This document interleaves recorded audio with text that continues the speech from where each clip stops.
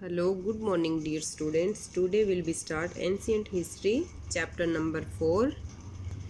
And who is the last chapter of ancient history? And now start chapter number 4, thinkers, belief and buildings, culture development. विचारक विश्वास and इमारतें, culture development, सांस्कृतिक विकास। And इस chapter में भी जो story रहेगी वो 600 BC टू 600 CE। एंड हम इस चैप्टर में अगर डिटेल से देखें तो 1 ईयर की जर्नी के बारे में समझेंगे। एंड हम इस चैप्टर में समझेंगे कि जो फिलोसोफर हुए थे उसके बारे में जानने की कोशिश करेंगे। एंड उन्होंने सोसाइटी में अपनी सिचुएशन को समझाने के लिए क्या प्रयास करें। एंड हम यह भी देखेंगे कि उनके जो विचार वो किस तरह के थे या क्या वो उन्होंने ओरल के रूप में बताए या फिर उन्होंने रिटन ट्रेडिशन का यूज़ किया। एंड हम यह भी जानेंगे कि उन लोगों ने अपनी जो आर्ट को स्कल्पचर के माध्यम से या फिर स्थापत्य कला के माध्यम से लोगों को दिखाने की कोशिश की होगी। एंड वैसे तो इस चैप्टर के अंदर बेसिकली बौद्ध धर्म के बारे में बताया गया है। काफ़ी ज़्यादा स्टडी बौद्ध धर्म की और ही फोकस किया गया है इस चैप्टर के अंदर, बिकॉज बौद्ध धर्म ही अकेली ऐसी एक ट्रेडिशन हुई थी जो सारे डिबेट्स मीन्स वाद विवादों से बिल्कुल अलग थी। एंड नेक्स्ट हम इंट्रोडक्शन के बारे में समझें तो this chapter discuss the major religion developments in early India focusing on Buddhism. जैसे कि मैंने अभी आपको बताया, इस चैप्टर में अर्ली इंडिया में बौद्ध धर्म पर ध्यान केंद्रित करने वाले जो भी मेजर रिलीजियस थे उनके डेवलपमेंट्स पर चर्चा की गई है। लाइक जो वर्ण व्यवस्था हमने जो ब्राह्मण टेक्स्ट थे उसके अंदर जो देखी थी वो सारी की सारी व्यवस्था को अलग करके टाइम के साथ साथ और उससे पहले की जो भी व्यवस्थाएं आई थी उसको हम डिटेल से समझेंगे। It also examines how these religious ideas were complete as text and reflected in architecture and sculpture. और हम यह भी जानेंगे कि कैसे इन जो रिलीजियंस आइडियाज़ यानी धार्मिक विचारों को टेक्स्ट के रूप में रिफ्लेक्ट किया, यानी इन सभी टेक्स्ट को या फिर इन सभी आइडियाज़ को एग्जामिन करा गया होगा और फिर भी इन सभी चीज़ों को आर्किटेक्चर बेस या स्कल्पचर बेस को फाइनली इन लोगों ने रिफ्लेक्ट करके दिखाया होगा। एंड चैप्टर के अंदर पूरी तरह से यही समझने की कोशिश की गई है कि जो ब्राह्मण अर्थव्यवस्थाएं थी या फिर जो ब्राह्मण व्यवस्थाएं थी वो सारी व्यवस्थाएं जैसे लाइक महाभारत के अंदर आपने चैप्टर नंबर 3 को पढ़ा है तो आप ये तो समझ ही पाए होंगे कि ये जो भी व्यवस्था है वो पूरी व्यवस्थाएं ब्राह्मणों के द्वारा ही बनाई गई थी। बट अगर हम देखें कि इसके अंदर ये भी बताने की जैसे कोशिश की गई है कि इन सभी से अलग हटके या फिर किसी भी विचारक या थिंकर्स आए थे जिन्होंने हिस्ट्री को बिल्कुल बदल के रख दिया एंड पब्लिक को ये सोचने पर भी मजबूर कर दिया कि ये जो चीज़ें हैं वो हिंदू धर्म से बिल्कुल अलग भी हो सकती है। And next sources of reconstruct culture development, सांस्कृतिक विकास के पुनर्निर्माण के लिए क्या क्या सोर्सेज यूज़ किए जा सकते हैं या किससे पता लगाया जा सकता है। Buddhist, Jain and Brahmanical text written in various language. And next large and impressive material remain including monument and inscriptions. एंड यहाँ पर हम यह देखेंगे कि हमारे जो सोर्सेज हैं कल्चर डेवलपमेंट को लेकर या फिर उनको रिकन्स्ट्रक्ट को लेकर पाए जाते हैं जो भी सोर्सेज हैं वो पूरे तरीके से लैंग्वेज से ही रिलेटेड होते हैं। जैसे अपन देखें कि बौद्ध धर्म में कुछ बातें हैं वो लिखी गई हो, या फिर जैन धर्म में, या फिर ब्राह्मणिकल टेक्स्ट भी हो। एंड जैसे हमने लास्ट चैप्टर में देखा था कि वेद व्यास ने महाभारत में पाली, संस्कृत या फिर प्राकृत लैंग्वेज में लिखकर दिखाने की कोशिश भी की थी, महाभारत को अलग अलग लैंग्वेज में। एंड देन नेक्स्ट हम उसके बाद ये भी जानेंगे कि उस टाइम पे जो भी स्मारक थे या इंस्क्रिप्शंस थे, उन सभी से जो भी इम्प्रेसिव मटेरियल मीन्स प्रभावशाली सामग्री बनाई गई होंगी, वो सारी की सारी व्यवस्थाएं हमारे कल्चर डेवलपमेंट के पुनर्निर्माण के लिए कितनी इम्पोर्टेंट रही होगी। एंड स्टूडेंट्स, नेक्स्ट हम पॉइंट टू पॉइंट डिस्कस करते हैं। And now first point, A glimpse of Sanchi. Sanchi की एक झलक। The most wonderful ancient building in the state of Bhopal. Bhopal state के प्राचीन अवशेषों में सबसे अद्भुत सांची की इमारतें हैं।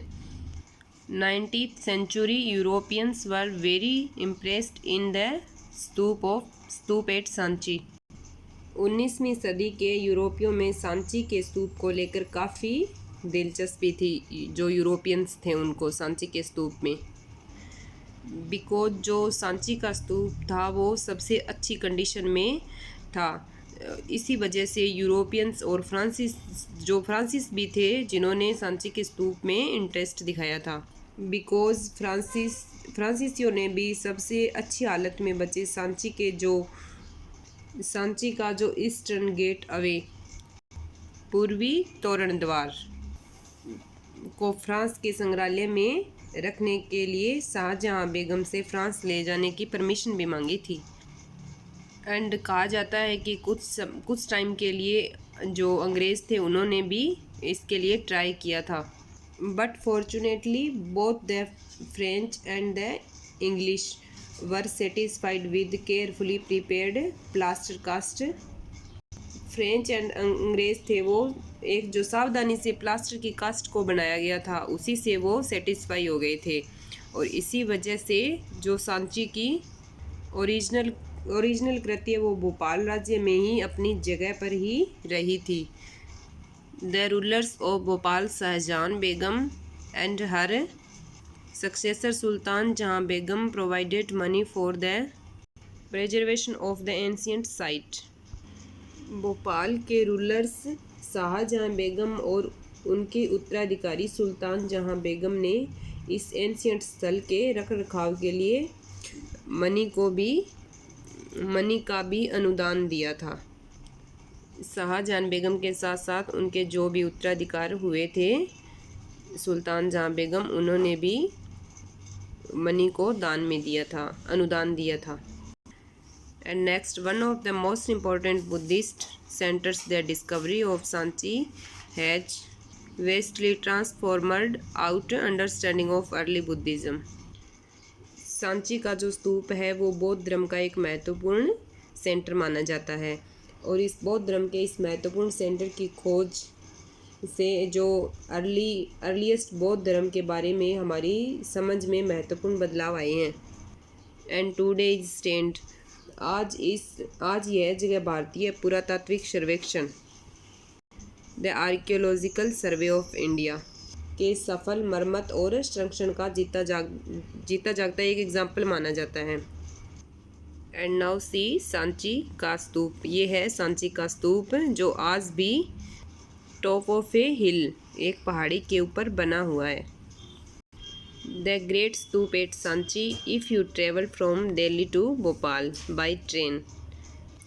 यदि आप दिल्ली से भोपाल की ट्रेन के द्वारा यात्रा करेंगे, you will see the majestic stupa of complex on top of a hill, जो कि आप एक पहाड़ी के ऊपर एक मुकुट जैसे इस ब्यूटीफुल स्तूप को देखेंगे। If you request the guard, he will stop the train at the title station of Sanchi for 2 minutes, enough time for you to get down as you climb up climb up the hill, you can see the complex of structures. अगर आप guard को बोलेंगे तो वो 2 minute के लिए उस station पे गाड़ी को रोक भी देंगे। एंड अगर आप कभी दिल्ली से भोपाल के लिए ट्रेवल करो तो इस सांची के स्तूप को ज़रूर देखना। एंड इस स्तूप में a large mount and other monuments including a temple built in the 5th century. 5th century में बना एक मंदिर भी शामिल है। And then next point, Buddhist tradition, sacrifices and debates. Buddhist tradition में हम यज्ञ और विवाद के बारे में डिटेल से समझेंगे और क्या क्या यज्ञों की क्या क्या परंपराएं रही थी। The mid first BC is often regarded as a turning point. ईसा पूर्व जो 1st सेंचुरी का काल है वो विश्व इतिहास में एक महत्वपूर्ण मोड़ माना गया है, एक टर्निंग पॉइंट माना गया है। In world history as a saw the emergence of thinkers, they tried to understand the mysteries of existence and the relationship between a human being and the cosmic order. इसी time period को world history में एक major turning point माना गया है और इसी period में ईरान में जरशत्रु जैसे चिंतक या चीन में खुंगत्सकी, यूनान में सुकरात, प्लेटो, अरस्तु और भारत में महावीर, बुद्ध और कई अन्य थिंकर्स का उद्भव हुआ था और उन्होंने ही जीवन के जो रहस्य थे उनको समझने की कोशिश या प्रयास किया था। साथ साथ ही वे वर्ल्ड इकोनॉमी के बीच रिलेशन को समझने की भी कोशिश कर रहे थे। And this was also the time when new kingdom and sites were developing and social and economic life was changing in a variety of ways in the Ganga valley.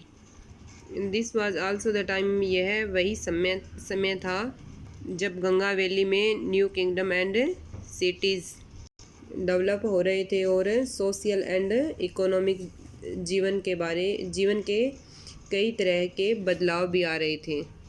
Like हमने चैप्टर नंबर 2 और 3 में इसी के बारे में समझा था। And next, the early वैदिक tradition, religion, belief and practice were known from the Rigveda, complete between 1500 and 1000 BCE। अगर हम सेक्रीफिशियल ट्रेडिशन यानी यज्ञों के जो भी परंपराएं थी उसके बारे में अगर समझें तो रिलीजियस बिलीफ एंड प्रैक्टिस, धार्मिक विश्वास और व्यवहार की जो धाराएं हैं वो एंशिएंट टाइम से ही चली आ रही है। एंड अर्ली वैदिक ट्रेडिशन के बारे में जानकारी हमें 15,000 से 1000 ईसा पूर्व में जो संकलित ऋग्वेद से हमें मिलती है। जो वैदिक ट्रेडिशन था उसका टाइम पीरियड माना जाता है 1500 से 1000 ईसा पूर्व का। एंड ऋग्वेदा कंसिस्टेड, ऋग्वेद जो ग्रंथ है उसमें हमें अग्नि, इंद्र या फिर सोम, कई जो देवता है उनका भी संग्रह मिलता है। एंड यज्ञ थे उसके समय इन जो सोर्सेस का उच्चारण किया जाता था। एंड जो पीपल थे वो केटल, सन, गुड हेल्थ, लॉन्ग लाइफ, जो लोग थे वो केटल, सन या फिर स्वास्थ्य या लंबी आयु आदि के लिए प्रेयर करते थे। At first sacrifices were performed collectively. And शुरू में तो सेक्रीफाइसेस मीन्स यज्ञ है वो कोलेक्टिवली मीन्स सामूहिक रूप से किए जाते थे। And later 1000 BC to 500 BCE onwards, and बाद में 1000 ईसा पूर्व से 500 ईसा पूर्व के कुछ यज्ञ है वो हाउस होल्ड, वो घरों के जो मालिक थे उनके द्वारा भी किए जाने लगे थे। पहले तो जैसे सब मिलकर करते थे, बाद में जैसे अलग अलग भी अपने घरों में जो मालिक थे वो अलग अलग भी यज्ञ करवाने शुरू कर दिए थे उन्होंने। मोर एल्बोरेट sacrifices such as the Rajasuya and अश्वमेध। राजसूय यज्ञ था एक अश्वमेध यज्ञ था। जैसे ये इन यज्ञ को राजा के द्वारा ही किया जाता था। राजा थे वो इन यज्ञों को करवाते थे। एंड इसके अनुष्ठान के लिए ब्राह्मण पुरोहित पर निर्भर रहना, ब्राह्मणों या फिर जो पुरोहित वर्ग था उनको निर्भर रहना पड़ता था, क्योंकि ये जो यज्ञ थे वो ब्राह्मणों द्वारा ही संपन्न किए जाते थे। एंड नेक्स्ट हम न्यू क्वेश्चंस मतलब नए नए क्वेश्चंस क्या उठाए गए थे, या फिर डेथ के बाद रीबर्थ का या फिर कुछ ऐसा हमें विवरण मिलता है क्या, उसके बारे में समझने की कोशिश करते हैं। Many ideas found in the Upanishad show that people were curious about the meaning of life, the possibility of life after death and rebirth. उपनिषदों में जो भी पाए गए जो भी न्यू या मेनी आइडियाज़ से पता चलता है कि जो लोग थे उनके जीवन का क्या मीन था, उनके जीवन का मीन या डेथ के बाद जीवन की संभावना या फिर पुनर्जन्म के यानी रीबर्थ के बारे में जानने के लिए उत्सुक थे वो लोग। Thinkers were concerned with understanding and expressing the nature of the ultimate reality. जो थिंकर्स थे वो नेचर को समझने की और उसको एक्सप्रेसिंग करने में लगे थे। On the other hand people outside the वैदिक ट्रेडिशन से बाहर के कुछ जो थिंकर्स थे, थिंकर्स ने यह सवाल भी उठा रहे थे कि ये सवाल उठा रहे थे कि सत्य एक होता है या फिर इससे ज़्यादा भी हो सकता है। एंड जो लोग थे वो जो यज्ञ थे उनके महत्व के बारे में भी सोचने लगे थे। Buddhist text mention as many as 64 sects और schools of thought. Sects mean संप्रदाय। जो बौद्ध ग्रंथों से हमें 64 संप्रदायों या स्कॉल्स ऑफ थॉट चिंतन की परंपराओं का उल्लेख मिलता है। Debates took place in Kutagarashala. And जो डिबेट्स यानी जो वाद विवाद होते थे वो कुटागरशालाओं या ऐसे उपवनों में होते थे। ए लिटरेरी हट विद ए पॉइंटेड रूफ, नुकीली छत वाली झोंपड़ी। कुटागरशालाओं का मीन्स है ए हट विद पॉइंटेड रूफ। ऐसे उपवनों में होती थी जहाँ पर ट्रैवलिंग मेंडिकेंट्स हेल्टेड, जहाँ पर जो ट्रैवलिंग करने वाले घुमक्कड़ या फिर घुमक्कड़ मनीषी ठहरा करते थे, वहाँ पर डिबेट्स हुआ करती थी।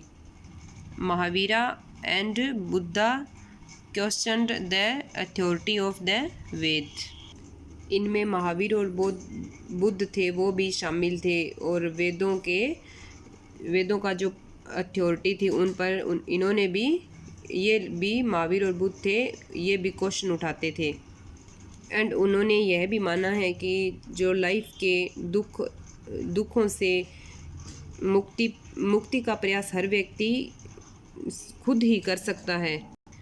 एंड यह जो समझ थी इनकी वो ब्राह्मणवाद से बिल्कुल डिफरेंट थी, क्योंकि जो ब्राह्मण थे वो ये मानते थे कि जीवन के जो भी दुख है उनसे मुक्ति है वो ब्राह्मण ही दिला सकते हैं। बट जो बुद्ध और जो महावीर हुए हैं उन्होंने इसको बिल्कुल अलग माना है, बिकॉज उनकी जो थिंकिंग थी वो ब्राह्मणों से बिल्कुल अलग थी। एंड जैसा कि हमने देखा है कि जो ब्राह्मणवाद यह मानता था कि कोई भी व्यक्ति का जो अस्तित्व है या उसकी जो जाति है या फिर उसका जेंडर से ही निर्धारित होता है। हमने जो 4 वर्ण व्यवस्था पढ़ी थी वो जाति के आधार पर ही उनको डिवाइड किया गया था। तो ब्राह्मणों का तो यही मानना था कि जो जाति है या फिर जेंडर है उसी से व्यक्ति का अस्तित्व है वो निर्धारित होता है।